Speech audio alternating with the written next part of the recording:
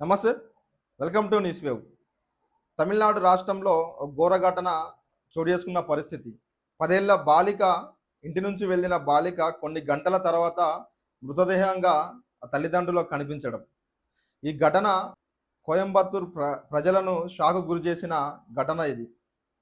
సూలూరు ప్రాంతానికి చెందిన 10 ఏళ్ల బాలిక ఇంటి నుంచి వెళ్ళిన కొన్ని గంటల తర్వాత మృతదేహంగా కనిపించడం.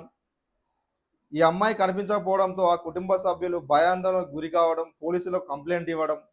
పోలీసులు ప్రాథమిక దర్యాప్తులో ఆ అమ్మాయిపై అత్యాచారం చేసి ఆ అమ్మాయిని హత్య చేసినట్టుగా ప్రాథమిక దర్యాప్తులో పోలీసులు వెల్లడించిన పరిస్థితి మరి. ఒక కన్నం పలయం అనే సరస్సు దగ్గర ఈ అమ్మాయి మృతదేహం కనిపించింది. ఇదిలా ఉండగా రాష్ట్ర వ్యాప్తంగా ఇటు దేశవ్యాప్తంగా ఒక వీడియో చాలా వైరల్గా వెళుతుంది.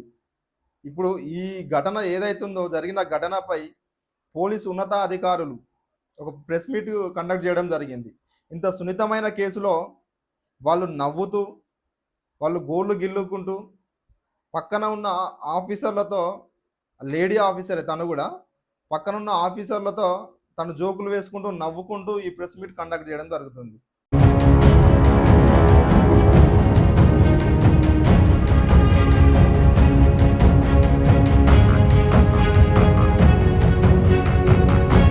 ఒక సున్నితమైన కేసు. 10 ఏళ్ల బాలిక, తను కోల్పోయిన బాధలో కుటుంబం ఉంటుంది. బాధ్యతాయుతంగా ఉండాల్సిన పోలీసులు, చట్టాలపై అవగాహన కల్పించాల్సిన పోలీసులే బాధ్యత రహితంగా వ్యవహరించడం అనేది చాలా దారుణం. ఇప్పుడు వాళ్ళపై నెటిజన్స్ అంతా సీరియస్గా ఉండడం జరుగుతుంది.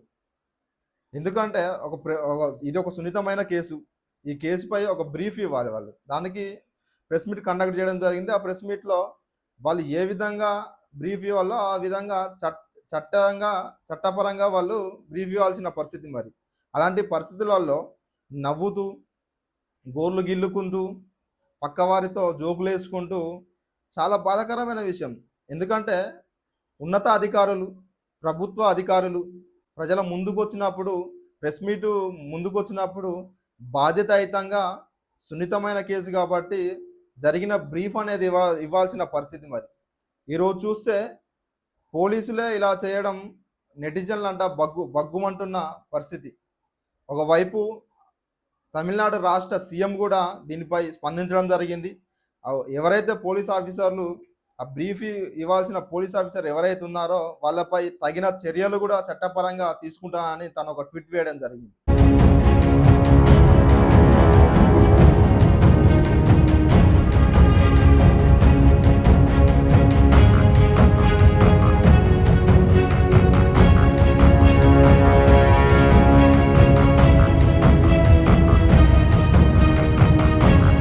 మరి ఎంతవరకు న్యాయం జరుగుద్ది? ఒకవైపు రాష్ట్ర వ్యాప్తంగా ఆ చిన్నారికి న్యాయం జరగాలని, వారు ఎవరైతే అమ్మాయిని చంపిన నిందితులు ఉన్నారో వాళ్ళకు కఠిన శిక్ష చేయాలని ఒకవైపు వాళ్ళు రోడ్డు మీదకి వచ్చి ధర్నాలు, ర్యాలీలు చేస్తున్న పరిస్థితి.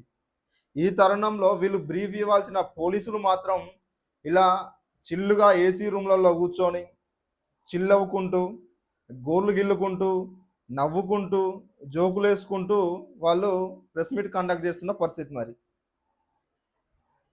సమాజం ఎటుపోతుంది? చట్టపరంగా చట్టాలను, న్యాయాలను కాపాడాల్సిన పోలీసులే ఈ విధంగా ఉంటే ఈ సమాజం ఎటుపోతుంది? ఇంకా చూస్తూనే ఉండండి మరిన్ని అప్డేట్ కోసం న్యూస్ వేవ్ తెలుగు.